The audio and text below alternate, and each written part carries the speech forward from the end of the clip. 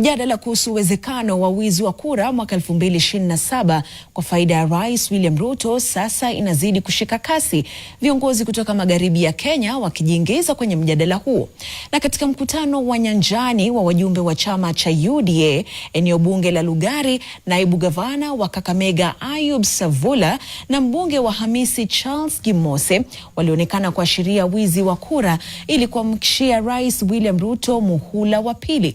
Julius Juma na taarifa hiyo kwa kina. Ilikuwa ngoma na miondoko katika eneo bunge la Lugari, wajumbe wa chama cha UDA wakimiminika nyumbani kwa naibu gavana wa Kakamega Ayub Savula kwa mkutano wa nyanjani.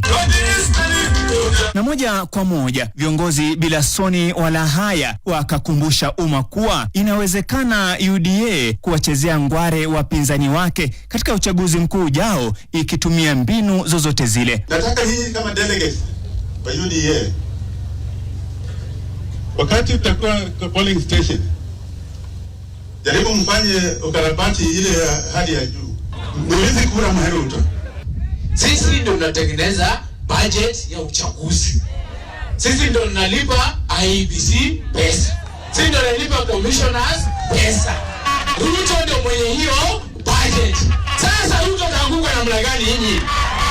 Wewe unatengeneza budget ya kuanguka? Haki ya Mungu, hata kama wewe ni mwendazimu. Viongozi hao walitoa mfano wa chaguzi za majuzi katika mataifa jirani ya Uganda na Tanzania ambazo inaonekana zinawapa matumaini. I know what to do. To be in parliament for 3 terms. Si mchezo. Lazima ujue ukarabati ya kura. Na mimi ni mwalimu. Najua vile ya kufundisha wengine, vile ya kufanya hiyo kazi. Sawa sawa? Angalia intelligence ya huyu Mama Suluhu. Mama Suluhu.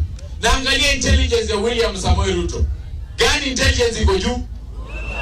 Sasa Mama Suluhu akishinda na 97%, sisi hapa Kenya tutashinda na 100%. Gavana wa Bungoma Ken Lusaka alionekana kujiepusha na semi za wizi wa kura na badala yake akajikita kwa kuwarai wakazi wa magharibi kumuunga mkono Rais Ruto kwa muhula wa pili. Unaenda kwa upinzani, hakuna kitu huko. Wale wako kwa upinzani wanataka kuja kwa serikali.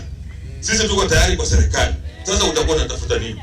Hii sio mara ya kwanza viongozi wa Kenya Kwanza kudai kuwa watakarabati matokeo ya uchaguzi mkuu wa mwaka 2027 kwa faida ya Rais William Ruto. Julai mwaka jana, mwakilishi wa kike wa Wajir Fatuma Jeho alidai vivyo hivyo na kukashifiwa vikali na upinzani na mashirika ya kutetea haki za binadamu nchini. Kauli hizi zinajiri maswali yakiwepo kuhusu maandalizi ya tume huru ya uchaguzi na mipaka IEBC kwa ajili ya uchaguzi mkuu wa mwaka ujao, na jaji mstaafu David Maraga ameonya kuhusu janja za uchaguzi. Because of the pain that the Kenyans have gone through, IEBC had better know that if it plays around, it will set this country on fire. Mwaka 2017 Maraga aliandikisha historia kwa kuiongoza mahakama ya juu zaidi kubatili ushindi wa Rais Uhuru Kenyatta kwa misingi ya uchaguzi huo kwa na dosari, huu ukiwa uamuzi wa kwanza aina hiyo nchini Kenya na wa pili barani Afrika. Julius Juma, NTV. Haya mtazamaji, ndio vimbwanga vya siasa.